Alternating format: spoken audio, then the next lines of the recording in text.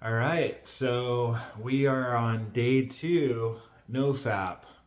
So it's okay to start over. I'm going to talk about that. First of all, this video is not for anyone under 18. So I'm going to talk about my story with addiction, NOFAP, and what I'm doing today. So if you're new here, please hit the subscribe button and follow the journey. We're doing this together. Thank you so much for your comments yesterday. It really helps to know that people are watching my journey and they can relate. We're all struggling out there. No one is perfect. No one has got it all made. If they say they have it all made, they're lying. They're extremely insecure and scared on the inside, but saying that everything's great on the outside.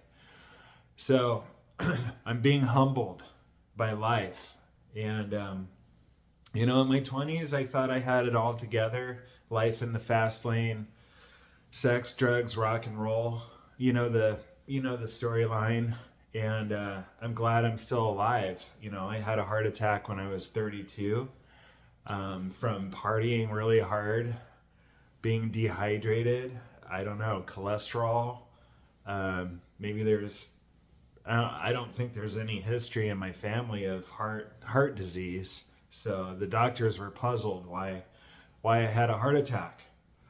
But anyways, I'm still here. So I'm doing this for myself, for God, for you guys. And so I want to talk about alcohol because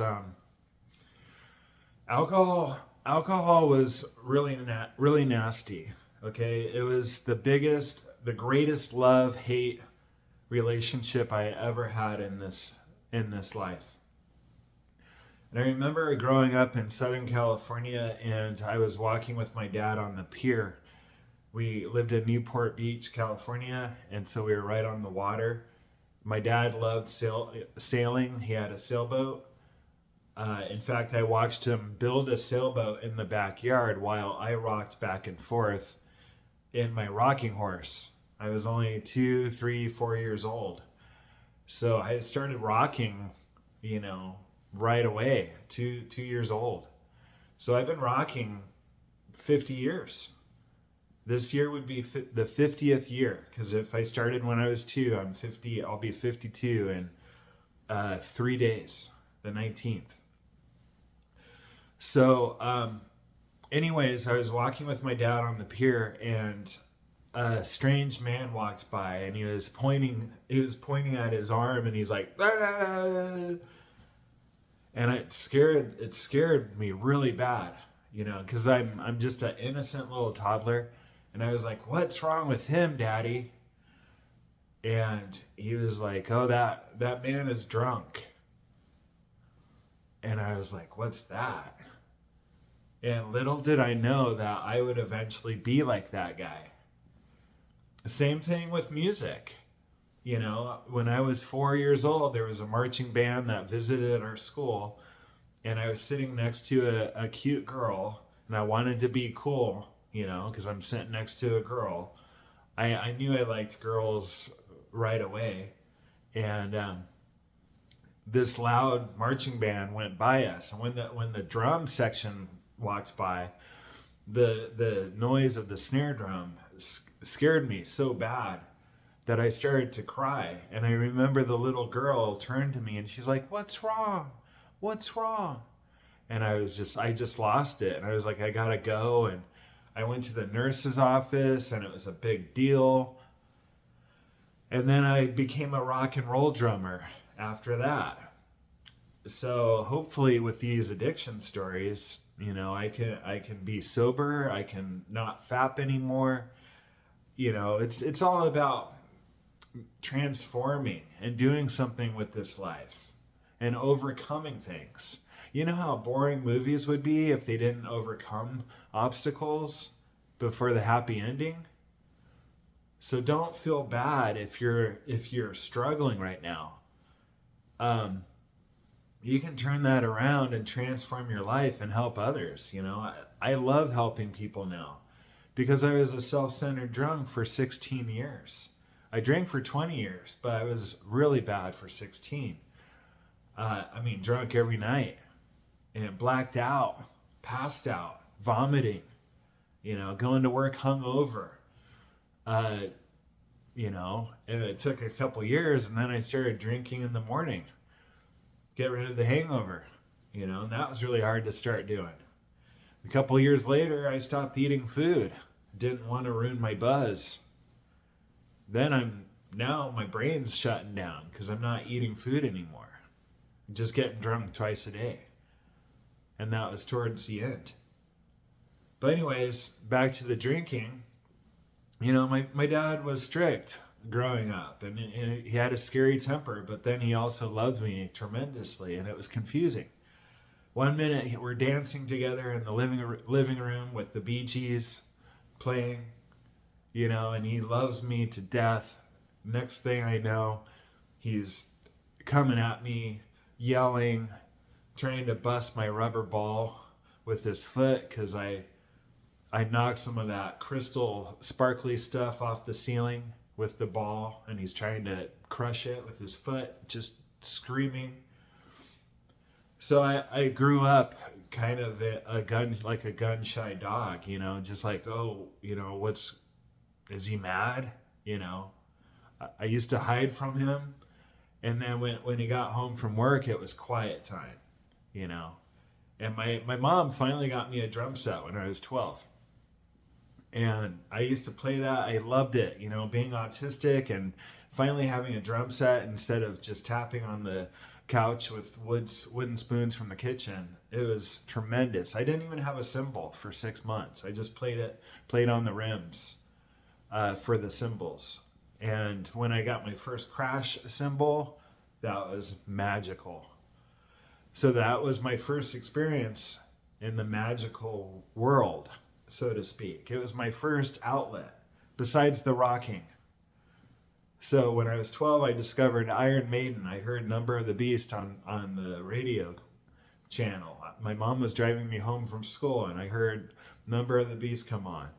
And it was just like, what is this?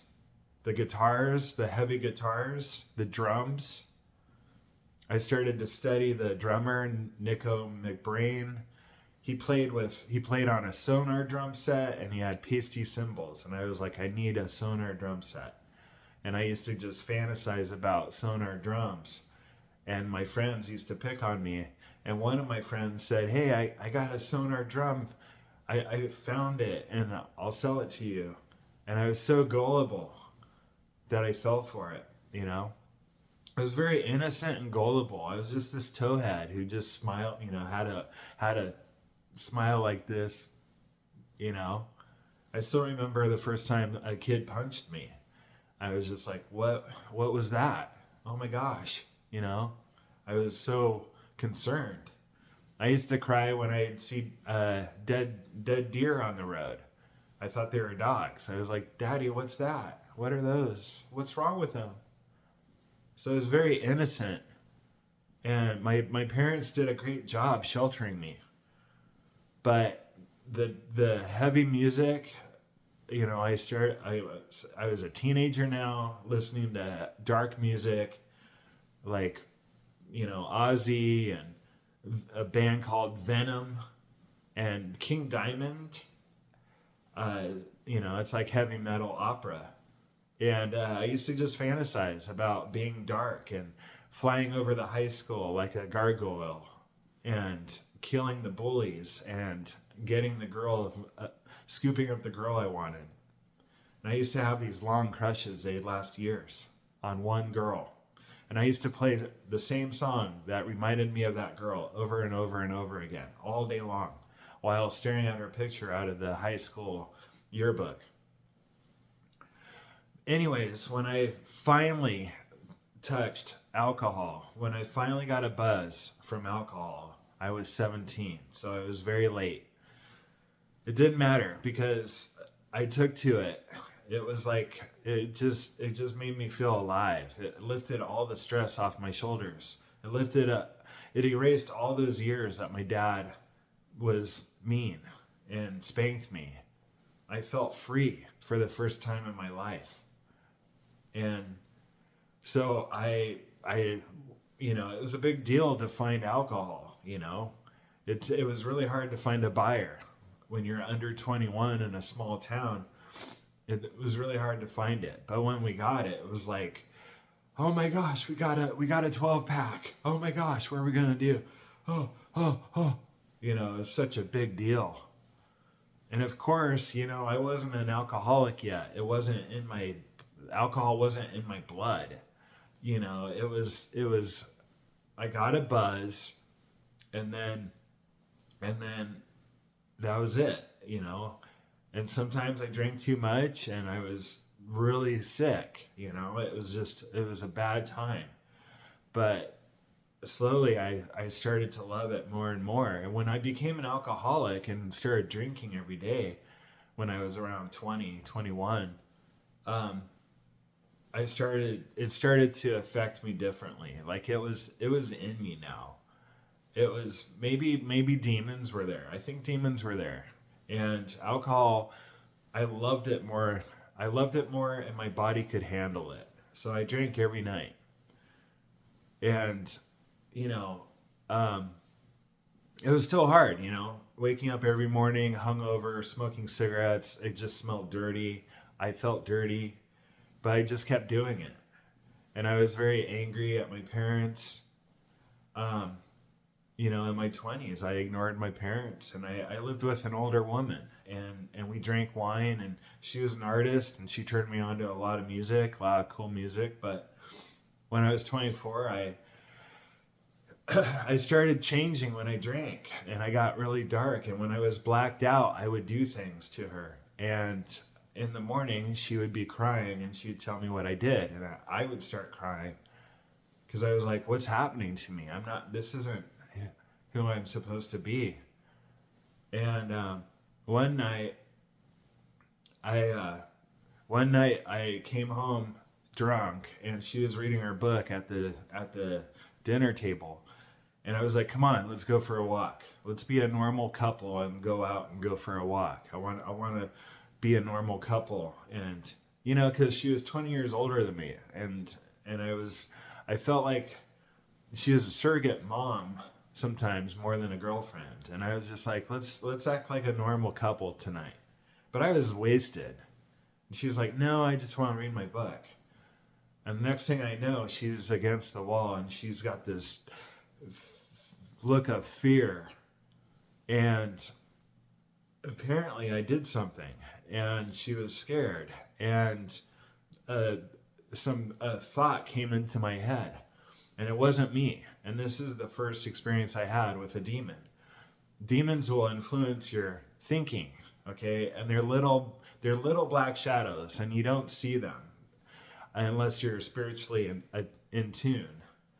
And I've only seen, a couple things from the corner of my eyes. But I'm just saying that when demons take over, it's not a cartoon character, and they don't take over all of your thoughts, but they influence your thoughts. But this time, the thought was his, or the demon's. And I just remember the thought being, I could take her life, and it wouldn't matter. And I got excited. It wasn't me, it was the demon getting excited. Because the thoughts were superior to mine. The thoughts were these little humans. I could finish this life so easily. And I felt I was coming from a very powerful, omnipotent place. Omnipotent. I can't say that word. But very, very powerful thought. Very clear. Keep in mind, I'm blacked out. But when I had those thoughts, I was very clear. But it wasn't me. It was the demon was driving me now. So that thought came over, and then all of a sudden, it was me again, and I started to cry, and I'm like, I'm so sorry. And then all of a sudden, the demon's thought came and overpowered my thought, and then I got excited again, and I was like, I could take her life. And it excited me. And it wasn't me, it was the demon. So I that changed my life, because after that I was kicked out, went to Job Corps, worked on tugboats, and got in shape, got sober for the first time. 9 months sobriety, and yeah, and then she wanted me back, but it didn't last. Anyways, I came back to the small town after Job Corps, and I was still sober. I was buff and 25 years old and healthy, and started riding my Schwinn Cruiser around town, and I wanted to be the next great American writer like Jack Kerouac. So I had an old typewriter, started typing out page after page of what I thought was going to be a novel. And then I met my next door neighbors, and they were on Social Security, so they're kind of crazy. They were kind of out there, and I was like, oh, as a writer, I should explore them. I should get to know them and write about them. What great characters, because they seemed way different, just their looks. So I finally got to know the ringleader, and he was great. And his name was Sean, and he had two dogs, and he'd come down by my place and grab water because they didn't have running water up there. His little commune, it was called the Hole, because it was a crater in the ground, and they had a couple trailers down in the hole, and they were all alcoholic. And it took like a couple months of me going over there and talking to them. One time I took a tape recorder. I was trying to capture how they spoke, and they didn't trust me. They knew I was up to something, so I didn't take the tape recorder over there anymore. But eventually I gave in and started drinking with them, and it was a blast for like a year. And I used to drink and drive with them. I had a Honda Prelude now. I saved up and bought a car. And I'm drinking and driving with these guys. Sean and his friend, Weasel, that was his street name. He was a deaf hobo from the Haight-Ashbury. He used to, he was a wino, and he had a big nose, and he was deaf. So he would just scream, "This is awesome." Or no, he'd say, "Decent." When he was happy, he'd say, "This is decent." And he'd be drinking his beer, and Sean would be drinking his beer, and we'd be listening to Limp Bizkit. The early 20s was awesome as far as music. I had Limp Bizkit and Korn, the whole new metal scene, Linkin Park, POD, even though they weren't new metal. His music was just awesome. It was always the backdrop. And I had a huge 800-watt PA system in my school bus. I'm living in a school bus now, rocking out with these guys, drinking and driving, throwing beer cans out the window, just do whatever you want. And it was fun for a couple years. And then finally, I was starting to get more drunk than they were, and I would black out and do crazy things. And Sean would come over the next day and be like, "Erik, you scared us last night." And I was like, "Oh wow, what's happening?" And pretty soon I started drinking more and more and more, and it just got worse and worse and worse. And beer cans all over my car, all over my school bus. The floor was just full of beer cans. I started pissing my bed, blacking out every night. And I was getting worse than they were. And,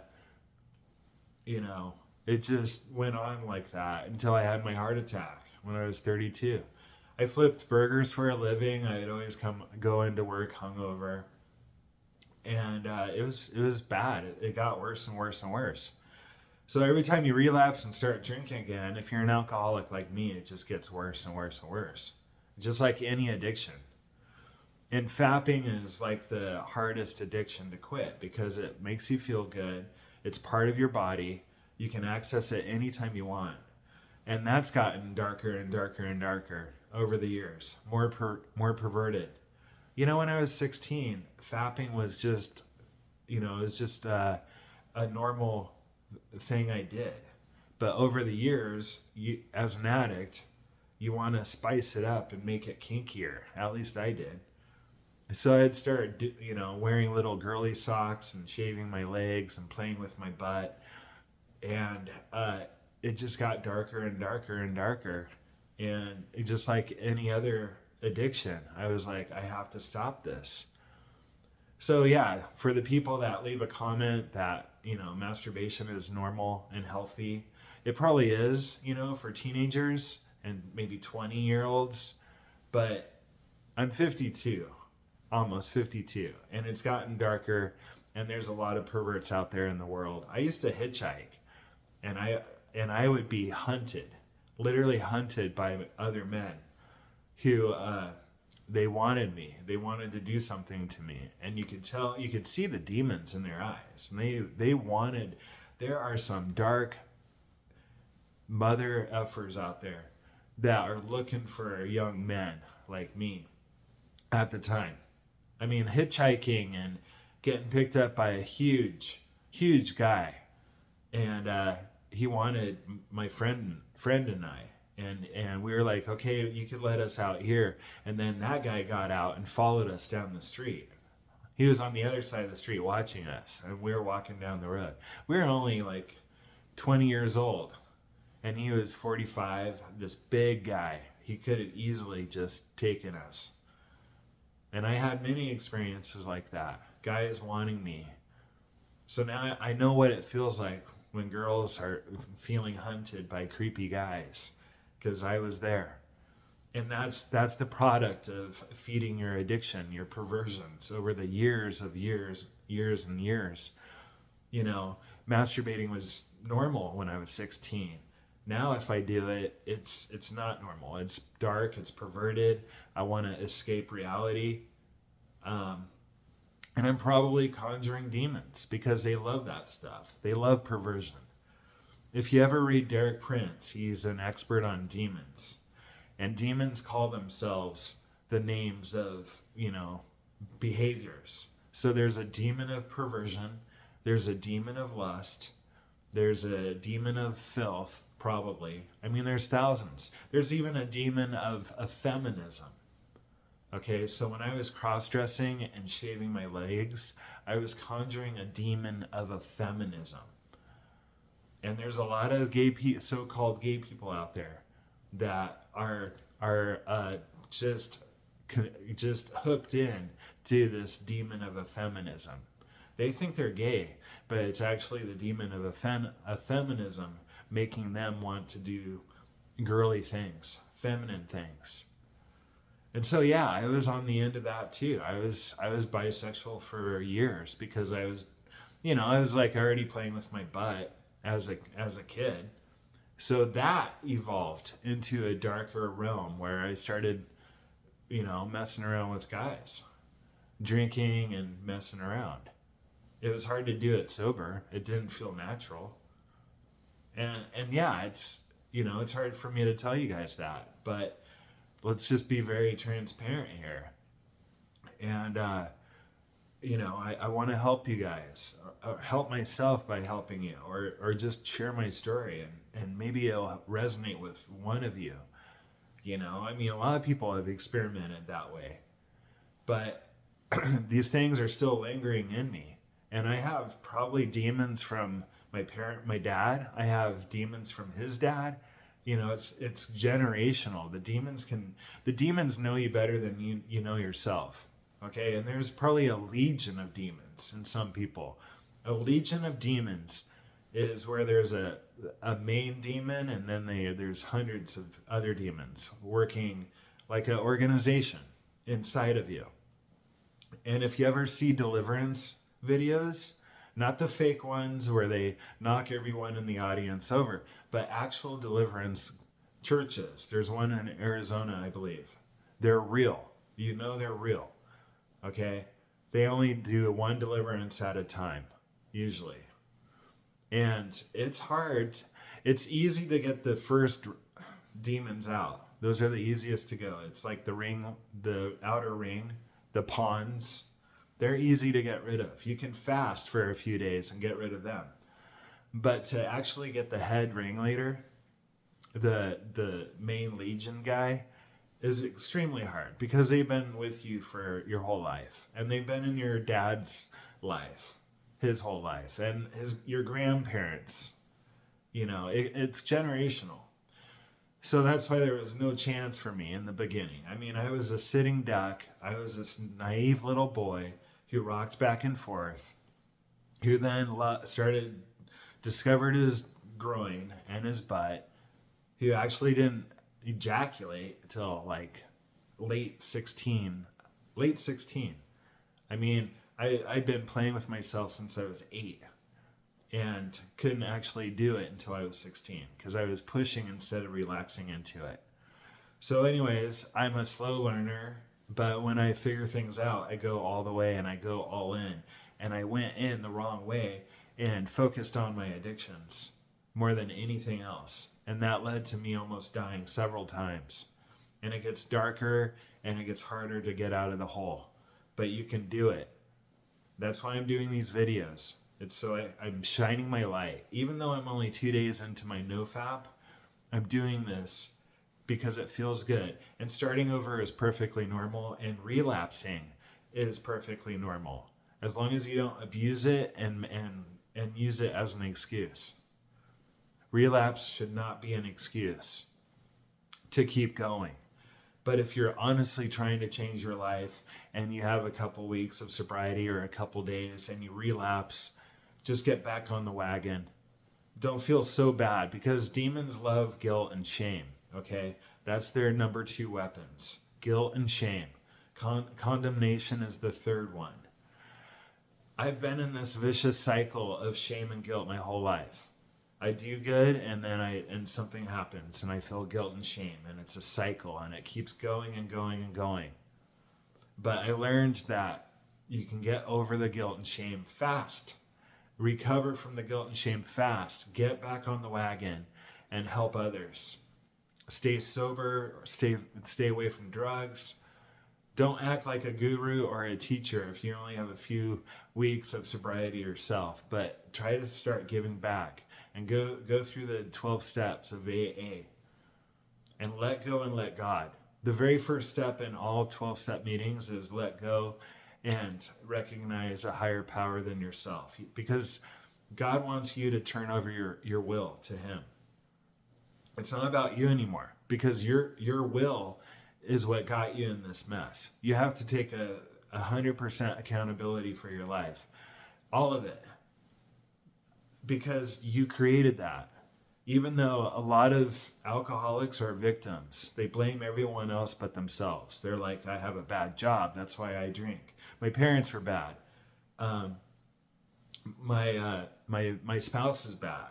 I was abused, And I'm sharing my testimony. I'm not using these things as excuses because I'm sober. I've been sober for over 10 years. That's one thing that I quit, finally, and cigarettes. And now I'm trying to stop fapping. So you're not going to quit everything all in one day. This is something where you got to peel the layers of the onion and get to the core. And the core for me is rocking and fapping. Those are the things that I've been living with most of my life. They're ingrained. And then I'm dealing with the demons.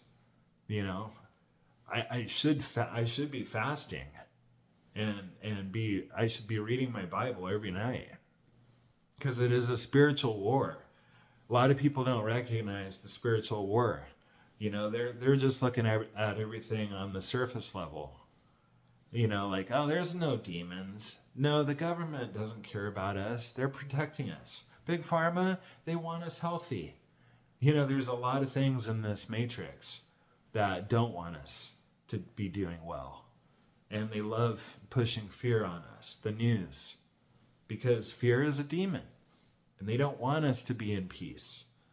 It's been crazy for the last 4 years. You probably noticed. And that's all by design. Okay, there was never any global thing, that was like the flu. They just rebranded it, all right?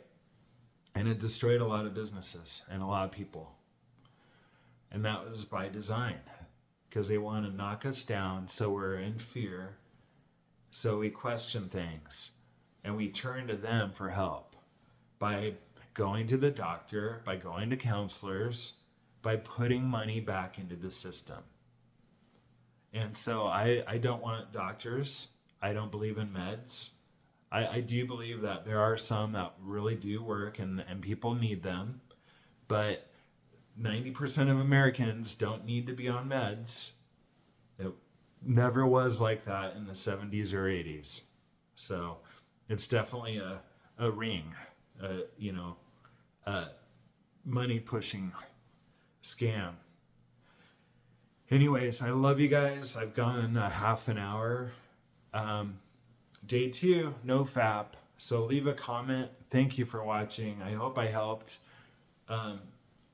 You helped me with your comments. So leave a comment, like this video, share it around with anyone struggling. Don't be too hard on yourself. Just try to be sober today. Try not to touch yourself today. Try not to go dark. Try to keep your thinking light. And it's about you. It's not about who did what to you, okay? Forget about the people that harmed you. We have to forgive their trespasses. Because the same amount we judge others, we will be judged by God. So if you're very judgmental and bitter and you hate people, it's going to be hard for you, okay? So, but it's never too late. I hated people too. I'm a recluse still today. But I love people too, more than I ever have. And I want to help because I want to do right by God. And I pray every time I do a video. I pray before I do a video. Jesus, give me the words to help someone. And that's it. I love you guys. Have a great day, and we'll talk to you soon.